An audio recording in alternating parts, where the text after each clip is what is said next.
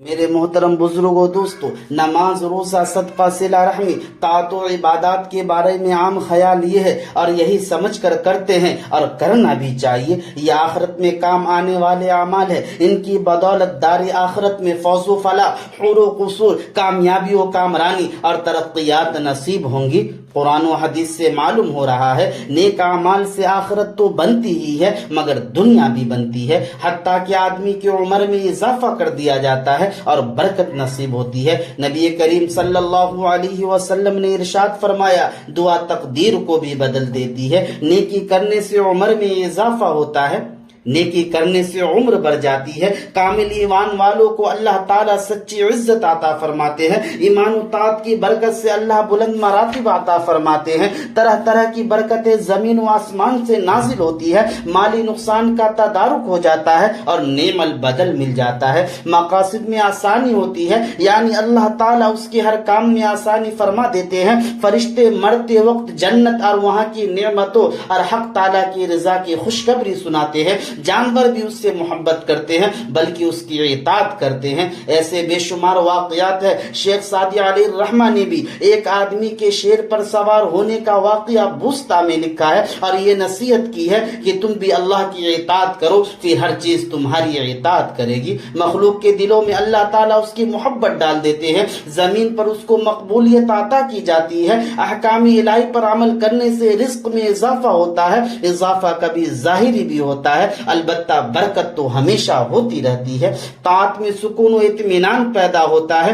ایمان اور عمل صالح کی برکت سے بے سر و سامانی کی حالت میں اللہ تعالیٰ کی مدد اور حمایت نصیب ہوتی ہے۔ بعض طاعت سے حاجت روائی میں مدد ملتی ہے، جیسے نماز حاجت پڑھ کر دعا مانگنے سے اللہ تعالیٰ بندے کی حاجت کو پورا فرما دیتے ہیں۔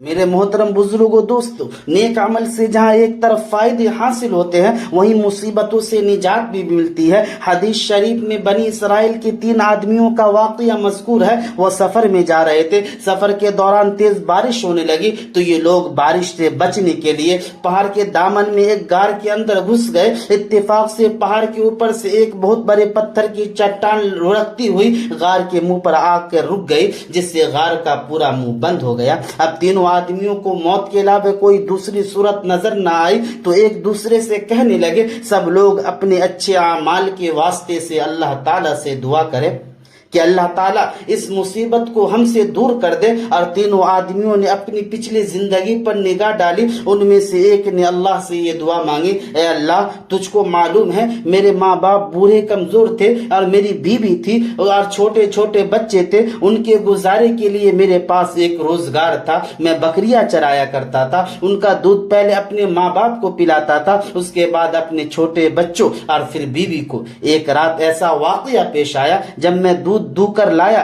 تو میرے ماں باپ دونوں سو چکے تھے۔ میں نے یہ گوارا نہیں کیا ماں باپ کو نیند سے بیدار کروں، تو میں دودھ کا پیالہ لے کر اس کے انتظار میں کھڑا رہا، جب بھی بیدار ہوں گے تو میں دودھ پلاؤں گا۔ رات کا کافی حصہ گزر گیا، میرے چھوٹے چھوٹے بچے بھوک کے مارے بلبلا رہے تھے اور زور زور سے رو رہے تھے، لیکن میں نے اپنے ماں باپ سے پہلے بچوں کو پلانا گوارا نہیں کیا۔ کھڑے کھڑے اسی حالت میں صبح ہو گئی۔